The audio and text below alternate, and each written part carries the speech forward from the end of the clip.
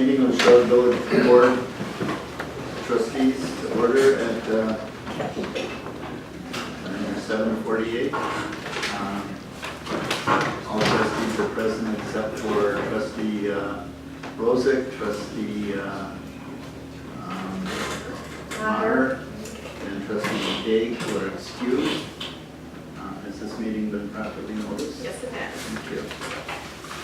So first item on the agenda is the consent agenda. Is there a motion to approve tonight's consent agenda? So moved. Second. Discussion? I'm sorry, are there minutes on the consent agenda? Yes. Yes, item B. Okay, I'd like to pull the minutes. That's the June 5th minutes, okay. All right. Any other discussion?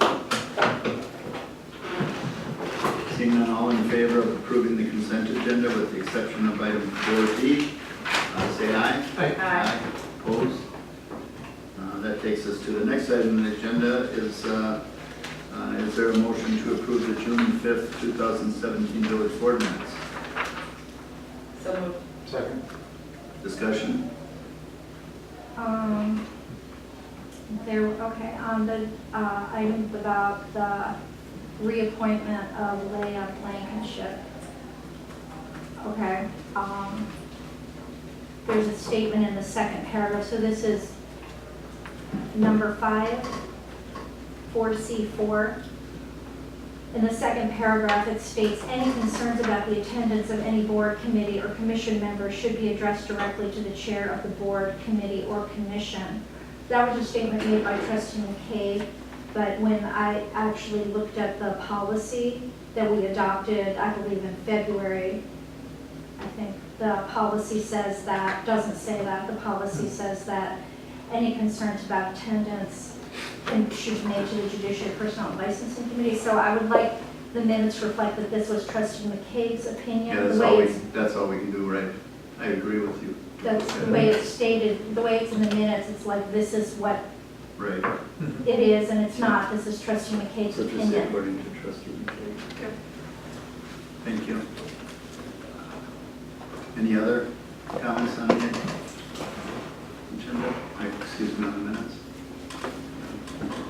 Seeing none, all in favor of approving the minutes of June 5th with that addition on it, say aye. Aye. Aye. Opposed? Passes. Takes us to item 6 on the agenda. Citizens to be heard. This item is for matters that are not on this evening's agenda. Discussion may follow comment on non-agenda items, or discussion and action may come in future meetings. Is there anybody who wishes to be heard on non-agenda items this evening? Yes, Okay. I have visual aid. What perfect timing. I know, I was thinking I had plenty of time here. I saw it was item number 6. So, my name is Chuck Carlson, and I have lived in Shorewood for 5 years now. Obviously not used to public speaking, and thought I had 5 minutes here. Can you give your address, please, sir? Sure, it's 2606 East Olive Street. And I have 2 kids in the schools. I have an 11th grader and a 9th grader, so pretty invested in the community. And I'm here to speak in support of the resolution that I just heard discussed in committee. And I'm trying to speak as an average citizen who doesn't know the exact codes, but does know what a resolution, the message a resolution sends. And so what I'm trying to say as a citizen, what I've experienced, to tell you what happened in my experience when I put up a Black Lives Matter sign to try to demonstrate that Shorewood is a welcoming community. So I put it up in November, shortly after the election, when I saw a national leader use false racial information in his campaign. And then I also heard of some residents in Shorewood who were informed that they were not welcome because of their race. So I put up my sign from November to April. I had no problem. Starting April 1st, my signs started being stolen, and I had 8 of them stolen. Following that, I started getting paint, you can show it up there, started having paint applied to my signs. And those things could happen anywhere from 8 p.m. to 2 or 3 in the morning. It was overnight. However, I then had another sign defaced in a different way that happened between 8 a.m. and noon. So happened during the day. Because of that, I got in touch with some other Shorewood residents who had Black Lives Matter signs, and have come to find that 9 other families have had their signs stolen. 3 other people have had their signs spray painted in some way, and most recently, on Sunday night, the 11th, the word black was cut out of my sign, clearly with a sharp object, by, I don't know who, but by someone who brought clearly a sharp object into my yard between the hours of 8 p.m. and midnight, when I found it at midnight. I've since found there are 5 other families who had that exact same black being cut out of their sign. So this is clearly an issue. I'm happy now the police have been working with me to try find the individuals who have been doing this. And so the idea of law and order concerns me, the idea of property damage and someone trespassing on my property is of concern. But to me, a greater concern is what does this say to the non-white, the minority residents of this community when we can't even put up a yard sign without it being damaged. And so the resolution for justice that was before the committee, what it says to the community and says to people who are coming in as customers, says to people who are coming to visit friends, it makes it clear that Shorewood is a community that is welcoming to all who come here. Whether they live here, whether they shop here, in any way they are here. And so that resolution has a very, very essential element of advertising, in a sense, our community, that we stand behind our values, that we talk about, that you hear in the community, but putting something on paper that shows that we believe it. So that's my comment. Thank you very much. And the graphics were very elucidating. Thank you. Sorry that's happening. Thanks. I'm sorry it's happened. Okay, is there anybody else that wishes to be heard on non-agenda items? Seeing none, we move on to item 7, new business. A, Public Works, consideration of resolution 2017-07 regarding the Wisconsin Department of Natural Resources NR 208-2016 compliance meetings annual report. This would be,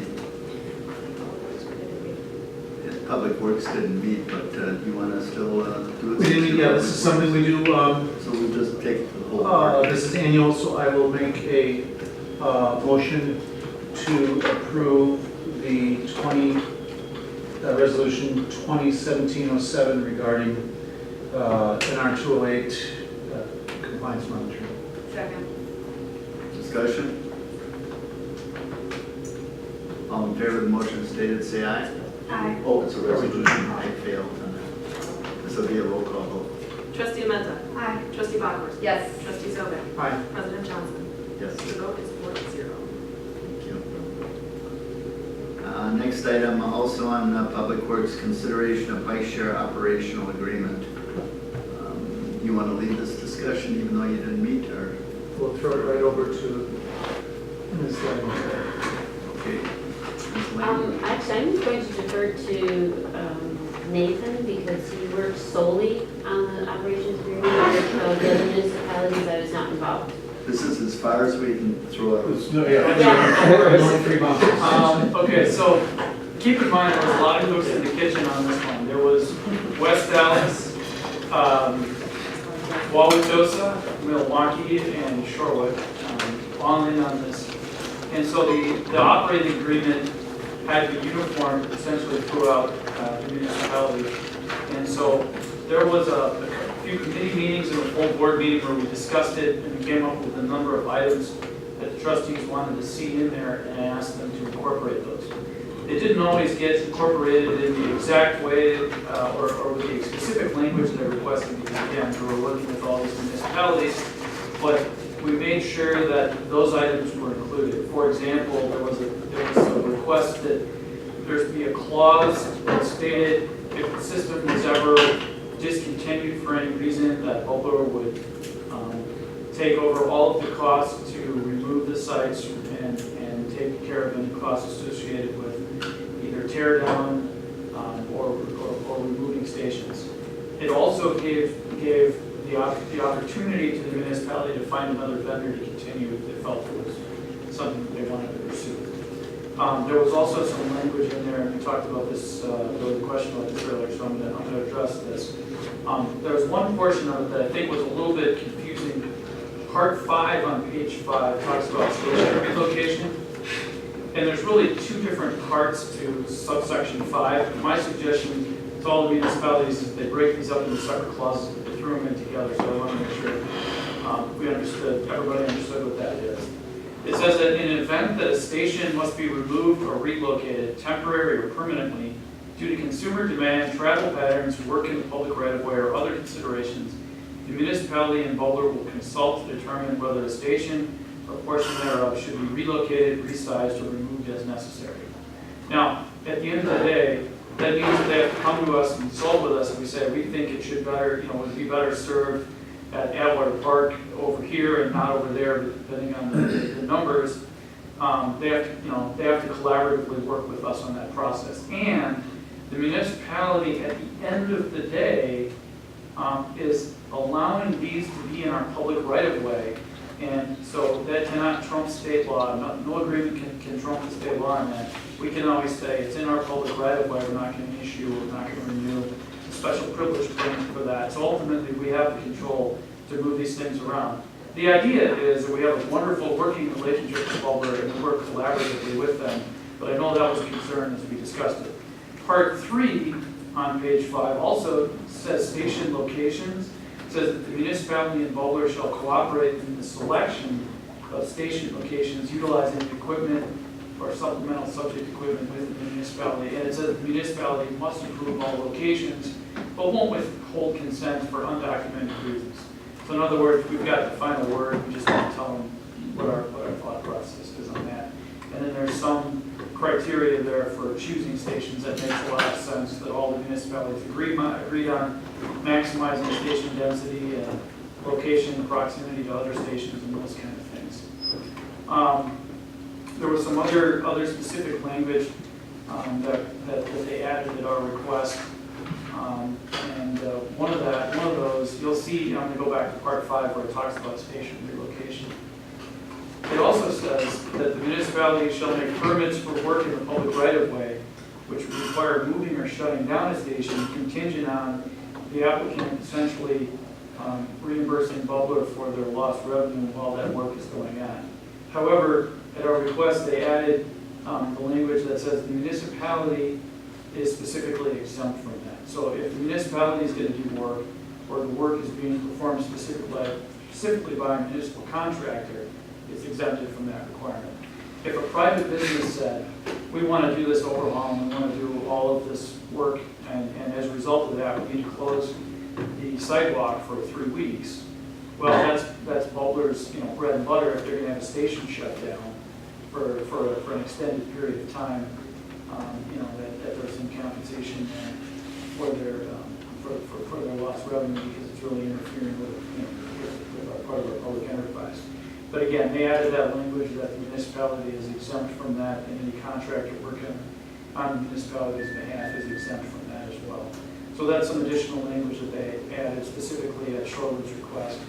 And I also made sure that I went through I'm trying to remember what we called that. There was a chart that had a bunch of bullet points on it. All of the trustees wanted to see in the agreement, and we made sure that all of that language got incorporated in there. This has been looked over and vetted by, again, all of the municipalities in West Dallas, and Tulsa, and Shorewood. And This is the result of that collaborative process. Thank you.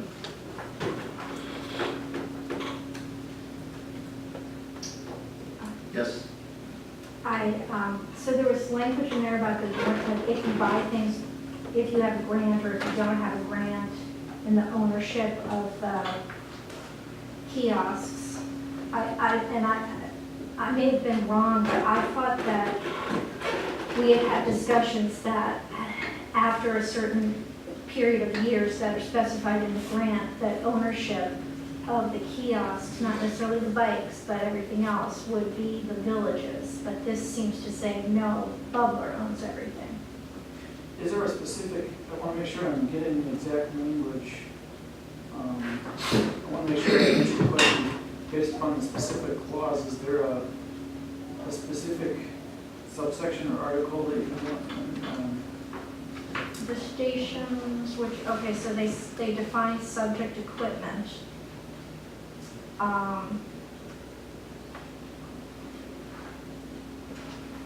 So on page 2, number 3,